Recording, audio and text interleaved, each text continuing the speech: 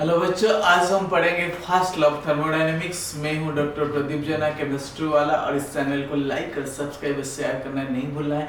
आज हम पढ़ेंगे फास्ट लव थर्मोडायनेमिक्स। इससे पहले बच्चों हम कई सारे चीज पढ़ चुके हैं। अगर आपने पहली बार इस वीडियो को देख रहे हो तो प्रीवियस वीडियो जितनी भी है वो सारे को आप देख लेना है। सिस्टम से लेके सराउंडिंग है, बाउंड्री है, ये सारे बहुत सारे state function, path function and extensive intensive properties क्या है, इंटरनल एनर्जी क्या है, वर्क डन क्या है, हीट क्या है, ये सारा चीज अभी हम पढ़ चुके हैं। और नाउ दिस वीडियो में आज हम पढ़ेंगे फास्ट लॉ ऑफ थर्मोडायनेमिक्स। बच्चे देखो, फास्ट लॉ सबको पता है कि नहीं? फास्ट लॉ, पहला लॉ फास्ट लॉ कहता है कि जो आपने छोटे क्लास में पढ़ते हुए आ रहे हो कि एनर्जी क्या neither be created nor be destroyed, यही first law of thermodynamics. Basically मैं आपको बताऊं थर्मोडायनेमिक्स में क्या होता है ना, दो चीज के बारे में हम पढ़ते हैं। लेकिन दो चीजों के बारे में आपको मैं रिमाइंड करा दूं कि दो चीजों के बारे में हम पढ़ते हैं। एक तो कि energy change during a process, इधर फिजिकल हो या केमिकल हो, कितनी एनर्जी चेंज हो रही है, ट्रांसफर हो रहा है। दूसरी चीज होती है feasibility of a process, feasibility या स्पॉन्टेनिटी ऑफ ए प्रोसेस, जो मेन फोकस है थर्मोडायनेमिक्स का है, तो उसके बारे में भी हम पढ़ते हैं। तो बच्चे यहाँ पे फास्ट लॉ कहता है कि बेसिक जो डेफिनेशन होती है वो होता है बच्चे, वो कहता है कि energy can neither be created nor B. इसका मतलब क्या है ना, एनर्जी को क्रिएट नहीं कर सकते हैं ना, टर्न है कि नहीं, डिस्ट्रॉय भी नहीं कर सकते। We can not produce energy, लेकिन क्रिएट, बट इट कैन, लेकिन आगे जाके हम पढ़ेंगे, बट इसको डिस्ट्रॉय नहीं कर सकते। सेकंड डेफिनेशन अगर इसको कहता है कि total energy of the universe remains constant। Universe का मतलब बच्चे होता है सिस्टम प्लस सराउंडिंग, लेकिन सिस्टम एंड सराउंडिंग। तो सिस्टम आपको पता है कि इसके बारे में हम स्टडी करते हैं, और सराउंडिंग जो पहली बार आप देख रहे हो, ये एक सिस्टम है, इसके चारों तरफ जितनी चीज आप देख रहे हो इस सारे सराउंडिंग। तो कहते हैं कि दोनों को मिला करके यूनिवर्स है, दोनों को मिला, सिस्टम प्लस सराउंडिंग, दोनों को मिला करके यूनिवर्स है। वो कहता है कि energy of the universe remain constant. Universe का एनर्जी क्या है ना, ये कांस्टेंट है। कुछ पॉइंट के बारे में आज हम डिस्कशन करेंगे फास्ट लॉ के अंदर। फास्ट लॉ कहता है कि it is impossible to construct a perpetual motion machine.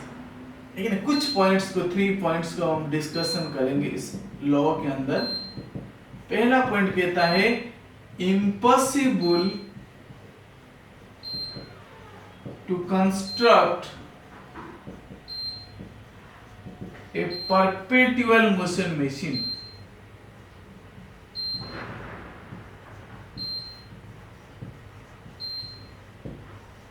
इसका मतलब क्या है? परपेचुअल मोशन मशीन का मतलब क्या है ना, वो कहता है कि कोई भी ऐसा मशीन या सिस्टम नहीं है कि जो बिना एनर्जी का चल पाए, जो कि बिना, it is impossible to construct a perpetual motion machine. मतलब कोई भी एक ऐसा सिस्टम या कोई इंजन या कुछ ऐसा चीज नहीं है कि जो बिना एनर्जी का वर्क करे। अब पंखा को देख लो, लाइट एनर्जी आता है वो तब घूमता है, electric energy converted to mechanical energy. अब अपने इंसान के बारे में सोच लो भाई, फूड एनर्जी है कि नहीं, वो फूड जो है इसके अंदर जो energy converted into different form of energy, body के अंदर। मैकेनिकल एनर्जी कभी कभी इलेक्ट्रिकल में कन्वर्ट हो जाता है। बट अगर आप बात करेंगे, गाड़ी में बिना पेट्रोल का चल सकता है, चल सकता है। आजकल तो इलेक्ट्रिक आ गया, लेकिन हम कह सकते हो कि इलेक्ट्रिक आ गया, चल सकता है, पेट्रोल के बिना चल सकता है। But electric is also a form of energy. तो इसलिए ऐसा कोई भी इंस्ट्रूमेंट या मशीन नहीं है कि जो बिना एनर्जी का वर्क कर पाए। समझ पा रहे? तो इसलिए वही कहता है कि it is impossible to construct a perpetual machine जो कि बिना एनर्जी का वर्क करे। और दूसरी चीज यहाँ पे फोकस करता है फर्स्ट लॉ जो है कि when some form of energy disappears then another form of equivalent amount of energy is produced, है कि नहीं? when some form of energy disappears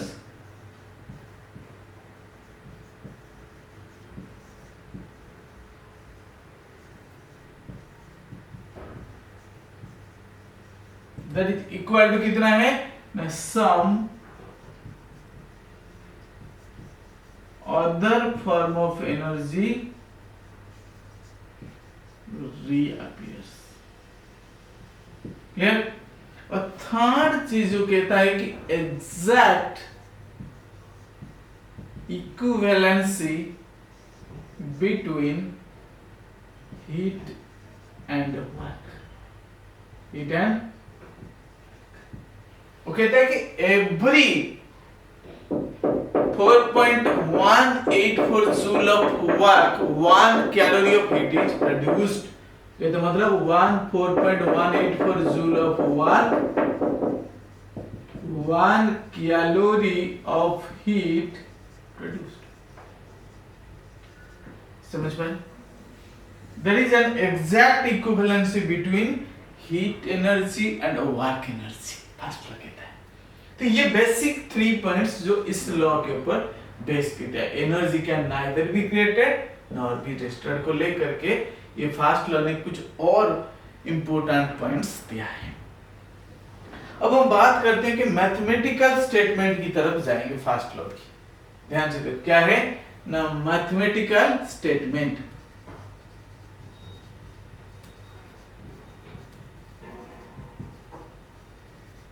first law की मैथमेटिकल स्टेटमेंट क्या है ना, मैथमेटिकल स्टेटमेंट ये है कि इसको एक फॉर्मूला फॉर्म में लाना है। जो फर्स्ट लॉ कहता है उसको we should convert to a formulated form.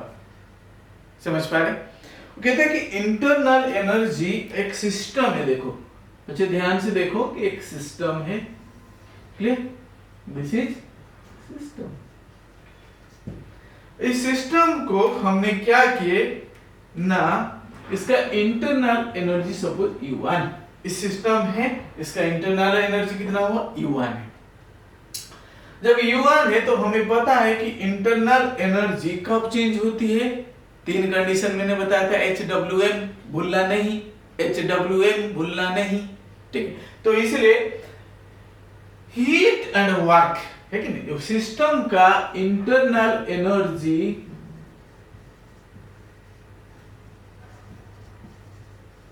Change तब होगा ना 2 कंडीशन में, जब हम हीट देंगे या फिर वर्क करेंगे। सपोज मैंने इसके ऊपर Q amount of heat produce किया और सप्लाई किया, तो कितना हो गया इसकी ना U1 प्लस Q। जब Q अमाउंट ऑफ एनर्जी इसको दे चुका है तब वर्क डन भी हुआ सिस्टम के अंदर, that is equal to W, है कि नहीं। जब Q अमाउंट ऑफ हीट मैंने दे दिया, W amount of work done हो गया, दैट इज इक्वल टू 2, है कि नहीं, final internal energy of the system, final internal energy of the system. So mathematical derivation यहाँ पे क्या हुआ बच्चे, देखो ना U2 minus U1 total is equal U2, तो U2 माइनस U1 ले लेंगे तो Q प्लस W आ गया। तो U2 माइनस U1 कितना होता है, change in internal and delta U लिख दिया, Q प्लस W है। यही है बच्चे mathematical expression of first law. Delta U is equal to Q plus W, delta U is equal to Q plus W भूलना नहीं है, delta U is equal to Q plus W भूलना नहीं है। अब आते हैं इसमें से अगर कुछ मैंने Q को निकालने की कोशिश करूं तो Q is equal to minus है कि नहीं, डेल्टा यू माइनस डब्लू, है कि नहीं, इधर डब्लू को इधर ले लिया, तो that is equal to delta U, W कितना होता है minus P into delta V, तो ये होगा plus P into delta V. तो ये अनदर फार्मूला या कि सब फार्मूला जो इससे हम जनरेट कर सकते हैं। तो इसीलिए बच्चे ये है mathematical expression of the first law. समझ पा रहे? अब हम जाएंगे कुछ इंपॉर्टेंट पॉइंट्स की तरफ जाएंगे, बाय कंक्लूजन क्या मिला हमें, ये फर्स्ट लॉ से हमें क्या कंक्लूजन मिला है। इतना क्लियर हो गया, एनर्जी क्या neither be created nor B destroyed, total and universe constant है, 3 पॉइंट को हमने डिस्कशन किए, मैथमेटिकल स्टेटमेंट निकाल, एक सिस्टम है, इसका इंटरनल एनर्जी इनिशियली U1 था, Q amount of heat supply किया, W amount of work done हुआ, टोटल इक्वल टू U2 हो गया, that is called final internal energy. So U2 minus U1 is equal to Q plus W है, that is equal to delta U is equal to Q plus W है। तो ये हो गया statement, clear. अब मैं इरेज कर रहा हूं, तो इसीलिए अगर लाइक और सब्सक्राइब नहीं किया है तो अभी कर दीजिए, यही तो मौका है दूसरे तक चैनल को पहुंचाने का, अपनी दोस्तों तक, अपने रिलेटिव तक, अपनी जरूरतमंद वाले बच्चे तक पहुंचाने का जरिया है। क्योंकि बच्चे हम अगर एक बुक नहीं दे सकते या नोट नहीं दे सकते, चैनल का नाम तो बता सकते, ताकि हमारे तरह दूसरा भी पीछे ना रह जाए। ये 1 सेकंड में इरेज कर दिया हूं, just wait for a minute, बस it is final. Okay, clear बच्चे। देखो कुछ कंक्लूजन कर जाएंगे इस समय। कंक्लूजन ऑफ फर्स्ट लॉ, इसमें हमें क्या कंक्लूजन मिला हम देखते हैं। सबसे पहले कि पहला जो कंसेप्ट कहता है कि delta U is equal to Q plus W, ये है फर्स्ट लॉ। तो ये कंक्लूजन हमें दिखाई देता है Q एंड W जो है पाथ फंक्शन है, but delta you state function. ये ऑलरेडी आप पढ़ चुके, स्टेट फंक्शन क्या होता है ना, जिसका इनिशियल एंड फाइनल स्टेट है शॉर्टकट में। समझ पा रहे हो? सो Q और W जो है they are not state function, but delta U is a state function. Second point अगर हम बात करते हैं, ऑलरेडी मैं इंटरनल एनर्जी में बता चुका हूं कि अगर आइडियल गैस है एंड आइसोथर्मल प्रोसेस है, सो डेल्टा यू कितना हो जाएगा, 0। और यहाँ पे हमारा फॉर्मूला क्या कहता है ना, delta U equal to Q plus W, से 0 is equal to Q plus W, तो Q is equal to minus W. ये दिस इज द एक अनदर हमें स्टेटमेंट यहाँ पे मिल रहा है। अब थर्ड कंडीशन में बच्चे जब हम जाते हैं, हम देखते हैं कि एडियाबैटिक सिस्टम अगर है बच्चे, एडियाबैटिक क्या थी ये सारे मैं बता चुका हूं सिस्टम के बारे में। अगर एडियाबैटिक सिस्टम है जो इंसुलेटेड होता है, जिसमें हीट एनर्जी नहीं जा सकता, Q0 है एडियाबैटिक सिस्टम में, लेकिन इंसुलेटेड बच्चे होते हैं। अगर आपने वीडियो नहीं देखा, you can see the previous playlist में जाके। तो Q यहाँ पे बच्चे 0 हो जाएगा। जब Q 0 हो जाएगा तो delta U is equal to W adiabatic.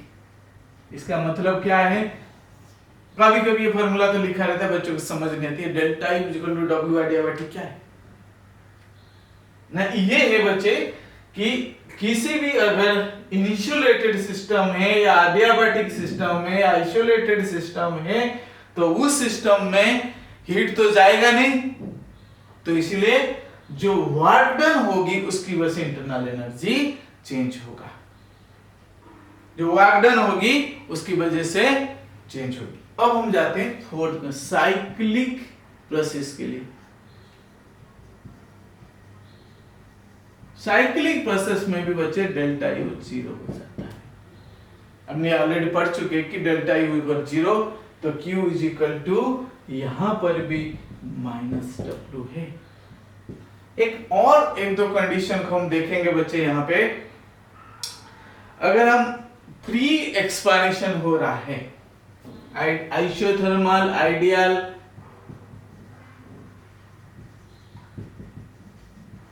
And free expansion हो रहा है, अगर आप इस वीडियो को देखोगे तो किसी और कोचिंग की जरूरत नहीं पड़ेगा आपको। मैं सीक्वेंस में प्लेलिस्ट में डाल रहा हूँ, अगर पढ़ने वाले बच्चे हैं तो आप जरूर सीक्वेंस को देखते चले जाओ। जो क्वेश्चन भी कराता हूँ वो क्वेश्चन साथ के टॉपिक वाइज क्वेश्चन है, तो आपको और किसी जगह में जाने की जरूरत नहीं पड़ेगी। Thank you. अब देखो यहाँ पे, सो फ्री आइसोथर्मल आइडियल में डेल्टा यू तो जीरो ही है कि नहीं। तो यहाँ पे फ्री एक्सपांशन की वजह से P एक्सटर्नल जब जीरो हो जाएगा तो that implies W is equal to zero. तो अगर दोनों जीरो हो गया तो Q ऑटोमेटिकली जीरो हो जाएगा। तो ये 5 कंक्लूजन जो है हमने फर्स्ट लॉ ऑफ थर्मोडायनेमिक्स में हमने देख लिया। बिल्कुल भूलना नहीं, वेरी इंपॉर्टेंट पॉइंट है, आप इसको नोट करके रखिए। अब हम आते हैं कुछ लिमिटेशंस या drawbacks of first law of thermodynamics. कुछ ड्रॉबैक्स के बारे में यहाँ पे बात करूंगा भाई। हर एक चीज का तो ड्रॉबैक ही रहता है कि नहीं। हर एक चीज का ड्रॉबैक रहता है। कोई भी लॉ आ जाए ड्रॉबैक आ जाए, कोई भी चीज हो उसका ड्रॉबैक जरूर रहता है। तो इसलिए इसको अब लॉ पढ़ लिया मतलब ड्रॉबैक जरूर होगा इसके। तो इसलिए तो सेकेंड लॉ आया, फिर सेकेंड लॉ का ड्रॉबैक है तो थर्ड लॉ आ गया। तो आइए हम देखते हैं। तो ड्रॉबैक, पहले जो ड्रॉबैक है ये कहता है do not tell about feasibility of a process.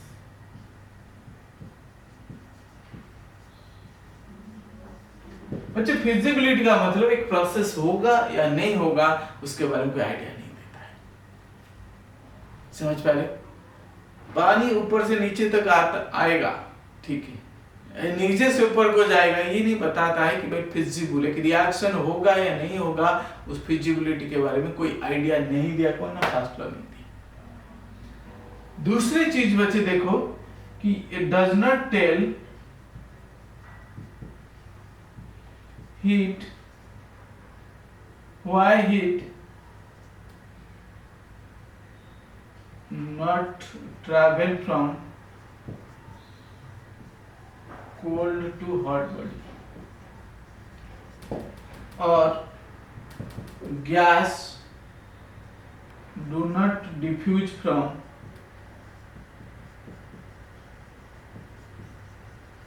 low pressure to high pressure, ये भी नहीं बताया। थर्ड कंडीशन है कि नहीं, there is no exact equivalency between heat and mechanical work।